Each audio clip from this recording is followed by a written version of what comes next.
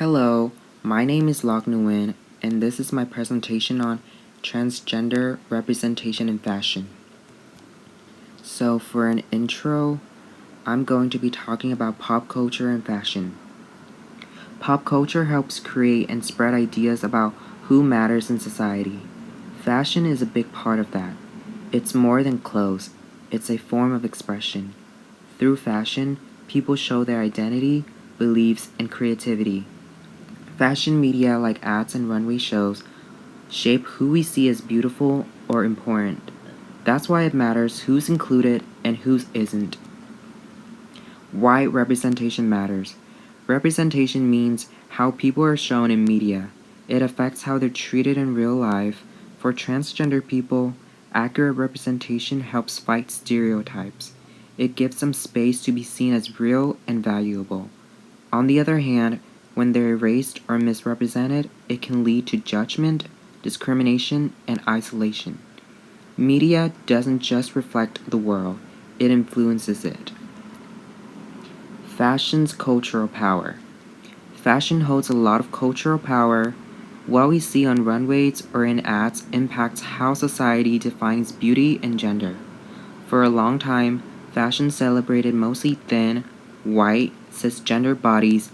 This excluded many groups, especially trans people. Recently, fashion has started to shift. More brands are paying attention to inclusion, but change is still slow and often limited to certain campaigns or moments. Who are transgender people? Transgender people are those whose gender identity doesn't match the sex they were assigned at birth.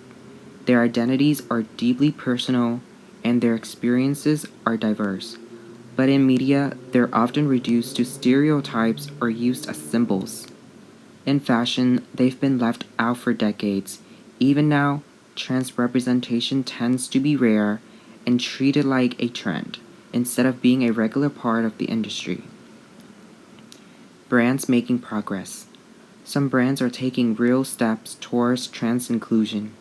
Mugler's runway shows feature bold, diverse trans models like Dominic Jackson and Hunter Schafer.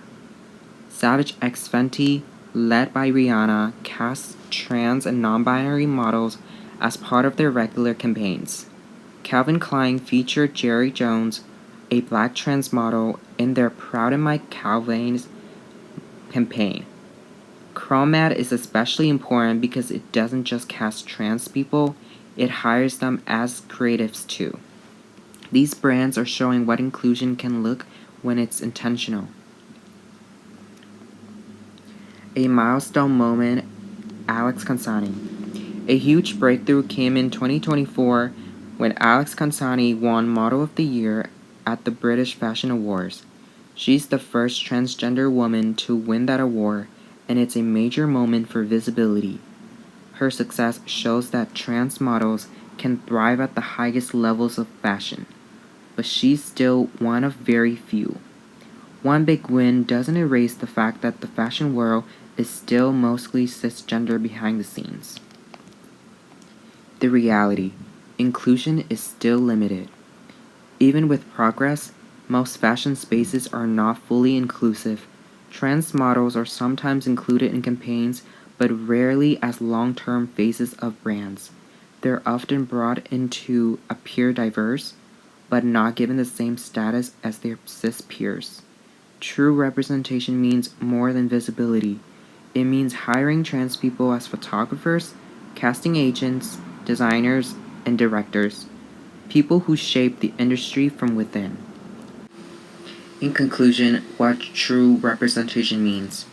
Representation in fashion should be about more than just appearances. It should include real power, influence, and respect. Fashion is already starting to evolve, and it has the potential to lead social change, but it needs to do more. Trans voices shouldn't just be seen, they should be heard, hired, and celebrated as full contributors to the industry.